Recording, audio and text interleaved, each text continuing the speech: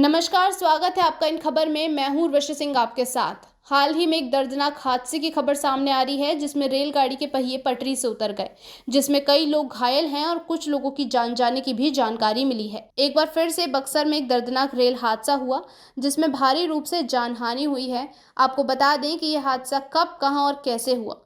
दरअसल बीती रात करीब 9 बजे के आसपास बिहार के बक्सर में रघुनाथपुर स्टेशन के पास नॉर्थ ईस्ट ट्रेन दर्दनाक हादसे का शिकार हो गई। यहां ट्रेन की सभी बोगियां बेपटरी हो गईं, जिसमें से 2 बोगियां पूरी तरीके से पलट गई थीं। हादसे में आधिकारिक तौर पर 4 लोगों की जान जाने की पुष्टि की गई है, जिसमें एक मां और एक 8 साल की बच्ची शामिल है, जबकि 2 अन्य युवक हैं। जानकारी के मुताबिक ट्रेन में मौजूद सब लोग जब सोने की तैयारी में थे और कुछ लोग सो रहे थे, तभी अचानक ट्रेन में एक झटका लगा, जिसके बाद सभी अपनी बर्थ से गिरने लगे।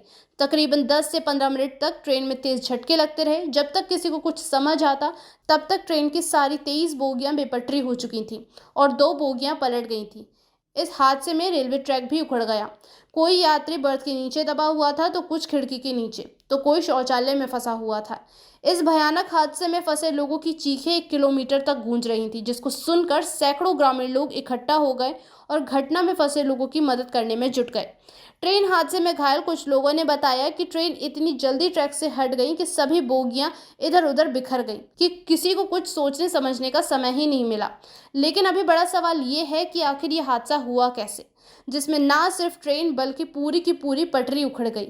इससे पहले भी ट्रेन का एक बड़ा हादसा बालासोर में देखा गया था, जिसमें सैकड़ों लोगों की जान चली गई थी, और ये हादसा भी करीब करीब ऐसा ही है। लगातार हो रहे इन हादसों का आखिर जिम्मेदार कौन है, क्योंकि ये हादसे लगातार भारतीय रेलवे के ऊपर बड़ा सवाल खड़ा कर रहे हैं कि आखिर ऐसा क्यों है। जो लोग अपने घर से कहीं जाने के लिए रेलवे पर भरोसा करते हैं, उनको अपनी जान गंवानी पड़ जाती है।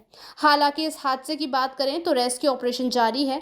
100 लोग जो इस हादसे में घायल हुए हैं, उनका इलाज बिहार, भोजपुर और पटना के एम्स में करवाया जा रहा है। लेकिन सवाल यही खड़ा होता है कि आखिर कब तक रुकेगा इन रेल हादसों का सिलसिला। फिलहाल के लिए अब तक इतना ही। जल्द मिलेंगे इन तमाम जानकारियों के साथ। तब तक के लिए नमस्कार।